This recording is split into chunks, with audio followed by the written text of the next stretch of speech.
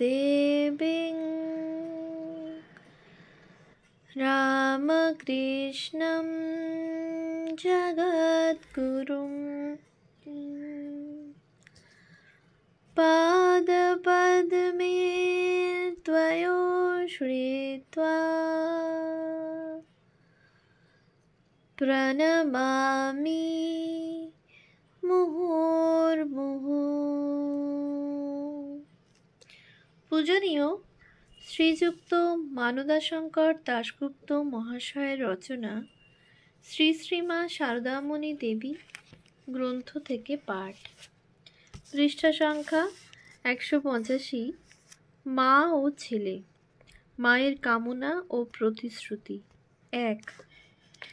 মায়ের কৃপাপ্রাপ্ত ছেলেমেয়েরা দূর দূরান্তে ছড়াইয়া আছে। কেহ কেহ আসে যায়, কেহ কেহ তাহা পারে না, কিন্তু সকলের জন্যই মার সমান চিন্তা। মন্ত্র দেওয়া কি চারটিখানি কথা? মা বলেন কত বোঝা ঘাড়ে তুলে নিতে হয়, কত চিন্তা তাদের জন্য করতে হয়। এমনই একটা অপরিসীম দায়িত্ব লইয়া মা তাহার ছেলে মেয়েদের দীক্ষা দিতেন। বলিতেন, আমার কাছ থেকে যারা দীক্ষা নিয়েছে শুধু মুক্তির জন্যে, তাদের সাধন ভজনের কোনো দরকার নেই। মৃত্যু সময়ে অর্থাৎ প্রারব্ধ ভোগের শেষে সকলেই তাকে পাবে, নিশ্চয়ই পাবে। কিন্তু কেউ যদি সত্য ফল চায় তবে তার সাধন ভজন করতে হবে। যে যত বেশি করবে সে তত শিগগির পাবে। যে তা না করে হইচই করে বেড়াবে তার দেরি হবে। যদি কিছুই না করে শেষ সময়ে পাবেই, নিশ্চয়ই পাবে।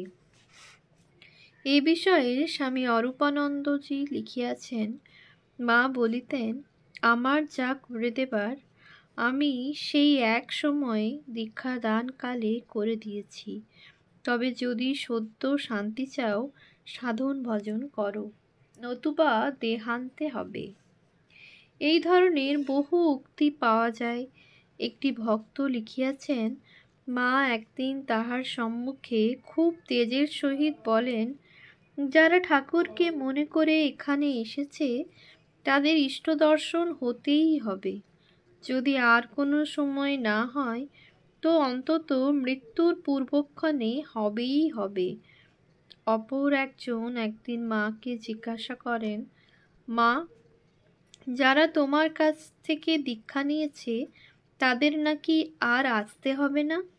মা বলেন, না, তাদের আর আসতে হবে না। তোমরা সর্বদা যেন তোমাদের পেছনে একজন রয়েছেন। কিন্তু এই অনন্ত প্রাপ্তির শুধু হাওয়া হইতে আসে না। সৃষ্টির সাম্য রক্ষার জন্য ইহার পূর্ণ মূল্যই দিতে হয়, এবং মার ছেলে মেয়েদের জন্যে উহা মাই দিয়াছেন। মা বলিতেন, দীক্ষা দিলে গুরুর শক্তি শিষ্যে যায়, মন্ত্রের ভিতর দিয়ে যায়, আর শিষ্যের পাপ গুরুতে আসে। তাই শরীরে এত ব্যাধি হয়। শিষ্য পাপ করলে গুরুরও লাগে।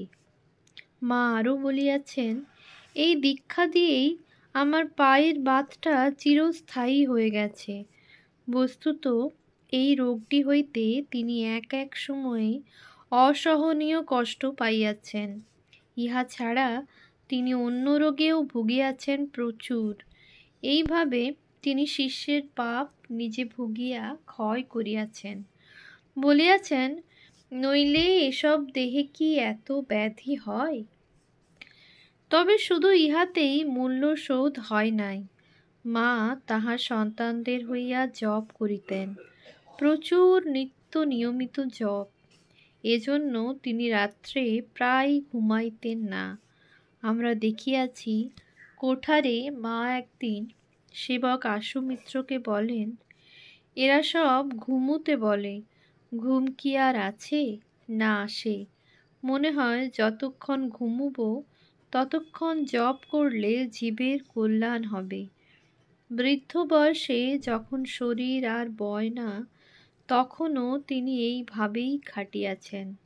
এই সময়ের কথায় সেবক বরদা মহারাজ লিখিয়াছেন, রাত্রি 1টা-2টার সময় কোনো কার্য উপলক্ষে তাহাকে ডাকিয়া দেখিয়াছি, তিনি এক ডাকেই সাড়া দিতেন এবং ওইভাবে জাগিয়া থাকার কারণ জিজ্ঞাসা করিলে বলিতেন, কি করি বাবা, সব ছেলেরা ব্যাকুল হয়ে এসে ধরে, দীক্ষা নিয়ে যায়, কিন্তু কই কেউ নিয়মিত কেন, কেউ বা কিছুই করে না।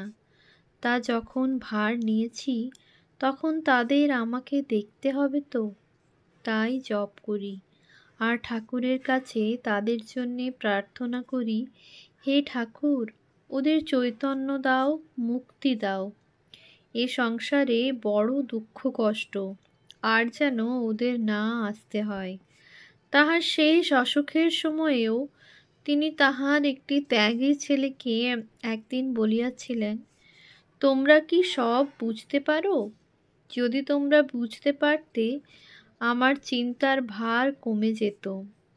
ঠাকুর নানানভাবে নানা জনকে খেলাচ্ছেন, টাল সামলাতে হয় আমাকে। যাদের নিজের বলে নিয়েছি তাদের তো আর ফেলতে পারিনি। কথা কয়টি সহজভাবে বলা, কিন্তু মার এই না ফেলাটা যে কি ছিল তাহা কেবল তিনিই জানিতেন। তিনি তাহার একটি ছেলেকে বলিয়াছিলেন, বাবা, তোমাদের পায়ে কাঁটা ফুটলে আমার বুকে শেল বাজে। এই স্নেহ, এত মমতা, ইহা পৃথিবীর জিনিস বলিয়া মনে করা যায় না।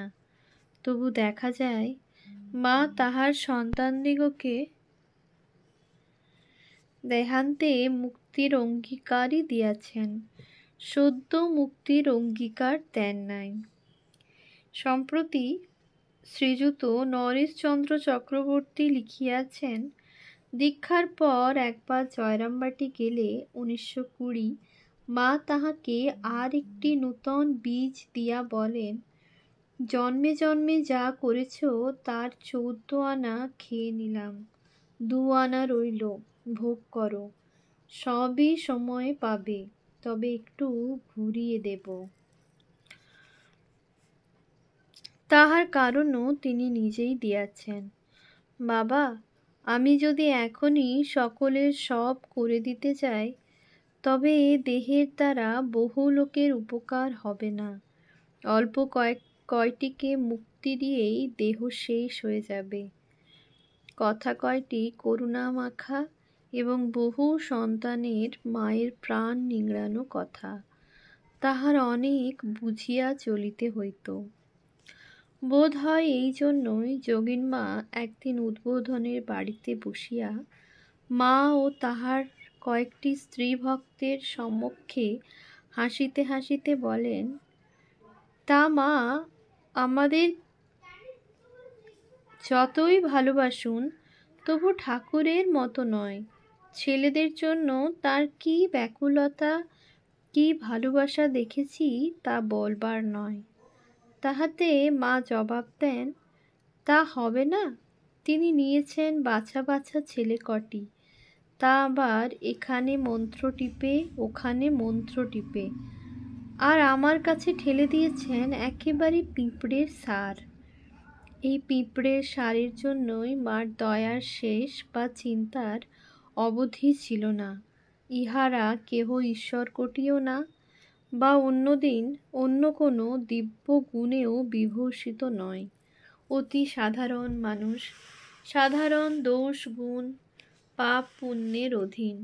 কিন্তু তাহারা যখন আসিয়াছে, মা দুহাত বাড়াইয়া গ্রহণ করিয়াছেন। যদি একটু ভালো দেখিয়াছেন, তিনি যার পর নাই আনন্দিত হইয়াছেন।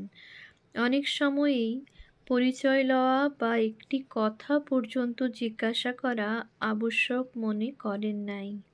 এমনকি যখন অতি অযোগ্য লোক সকল তাহার নিকট আসিয়াছে, তিনি অধিকাংশ ক্ষেত্রেই শুধু দয়ার বশবর্তী হইয়া তাহাদেরও দীক্ষা দিয়াছেন, অতি অল্প ক্ষেত্রেই কাহাকেও ফিরাইবার ইচ্ছা করিয়াছেন। কিন্তু তাহারও অধিকাংশ স্থলে একটু কাঁদাকাটিতেই তিনি হার মানিয়া দীক্ষা দিয়াছেন। নমুনাস্বরূপ দুই একটি দৃষ্টান্ত নিচে উল্লেখ করা হইল। একবার একটি ভক্ত গোয়ালপাড়ায় মার নিকট দীক্ষা লইতে আসে। তাহার কথা মাকে বলা হইলে মা বলিলেন, না, তার দীক্ষা হবে না। ইহা শুনিয়া ভক্তটি মার বাড়ির বাহিরে রৌদ্রে বসিয়া কাঁদিতে থাকে। মা তাহা জানিতে পারিয়া সেবককে বলিলেন, ও কেন এরকম করে কাঁদছে? ওকে চলে যেতে বলো। সেবক ভক্তটিকে এই কথা বলিতে গিয়াও মুখ ফুটিয়া কিছু বলিতে পারিল না, কিন্তু দেখিল মা ইতোমধ্যেই সদর দরজা খুলিয়া ভক্তটিকে দেখিতেছেন। তারপর সেবক বাড়ির ভিতর যাইতেই তিনি বলিলেন, ওকে বলে দাও কাল ওর দীক্ষা হবে। এই শ্রেণীর আর একটি কাহিনী এইরূপ। একবার তিনটি ছেলের পূজনীয় রাখাল মহারাজের অর্থাৎ স্বামী ব্রহ্মানন্দ একখানি পত্র লইয়া দীক্ষার জন্য জয়রামবাটি যায়। পূজনীয় মহারাজ নিজেও দীক্ষা দিতেন, কিন্তু তিনি যাহাদের দীক্ষা দিতে ইচ্ছা করিতেন না তাহাদের তিনি অনেক সময়ে শ্রী শ্রী মায়ের নিকট পাঠাইয়াছেন, কারণ তাহার ধারণায় মা ছিলেন মহাশক্তিময়ী, সাক্ষাৎ জগদম্বা। এবং দেখা যায় একবার একটি ভক্ত মায়ের দর্শনে জয়রামবাটি গিয়া সেখান হইতে ফিরিয়া আসিয়া মহারাজের নিকট দীক্ষা চাহিলে মহারাজ বলেন, তুমি করলে কি? হাইকোর্ট ছেড়ে মুন্সিফ কোর্টে এলে? কিন্তু তাহাদের দেখিয়া মা অত্যন্ত দুঃখের সহিত বলেন, ছেলে বিদেশ থেকে মাকে কত ভালো ভালো জিনিস পাঠায়, আর রাখাল শেষে আমাকে এই পাঠালে। তিনি ছেলে কয়টিকে দীক্ষা দিতে সম্মত হইলেন না, কিন্তু তাহারা কান্নাকাটি করিতে থাকিলে তিনি পরিশেষে তাহাদিগকে দীক্ষা দিতে রাজি হন। জানা যায় এই ঘটনাটির বিবরণ শুনিয়া পূজনীয় প্রেমানন্দ স্বামী বলিয়াছিলেন, যদি এই বিষ আমরা গ্রহণ করতুম তো জ্বলে পুড়ে ছাই হয়ে যেতুম। উৎস শ্রীমা সারদা দেবী। এইভাবে মা কখনো কখনো বাহ্যত খারাপ চরিত্রের লোককেও দীক্ষা দিয়াছেন। তজ্জন্য তাহাকে কেহ কিছু বলিলে তিনি জবাব দিয়াছেন, ভালো ছেলের মা তো সকলেই হতে পারে, মন্দটি কে নেয়? বস্তুত মার নিকট আসিয়া তাহার কৃপা না পাইয়া ফিরিয়া গিয়াছে এরূপ লোকের সংখ্যা মুষ্টিমেয়, এক হাতে গোনা যায়। এবং তাহাদের যে তিনি ফিরাইয়াছেন তাহাও মনে হয় তাহার অপর বহু সন্তানের মুখ চাহিয়া। কারণ যদিও অবতার গুরুগণের শক্তি বিপুল, অন্যের পাপ হজম করিবার ক্ষমতাও অদ্ভুত, তাহা হইলেও তাহাদের দেহটা মানব দেহ। তাহা যত উত্তমই হোক না কেন, যন্ত্র হিসাবে তাহার কর্ম ও সহ্য শক্তির একটা সীমা থাকে। তাই মা নিজেও বলিয়াছেন, দেহ ধারণ করিলেই শক্তি সীমাবদ্ধ হয়। এই কারণেই বহু লোকের কল্যাণের জন্য তাহাকেও সেই সীমা মানিয়া চলিতে হইয়াছে। কখনো কখনো উহা উল্লঙ্ঘ করিতে যে তাহার ইচ্ছা না হইত তাহা নয়, কিন্তু সামলাইয়া গিয়াছেন।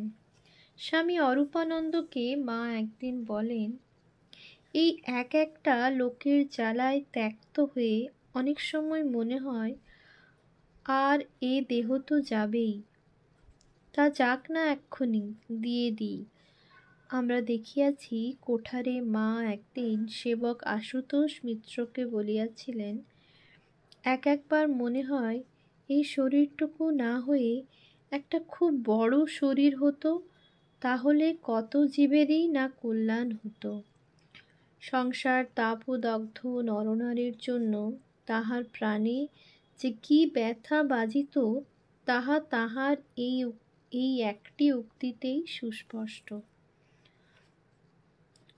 ওম শান্তি শান্তি শান্তি। হরি ওম তৎসৎ। শ্রীরামকৃষ্ণার্পণমস্তু।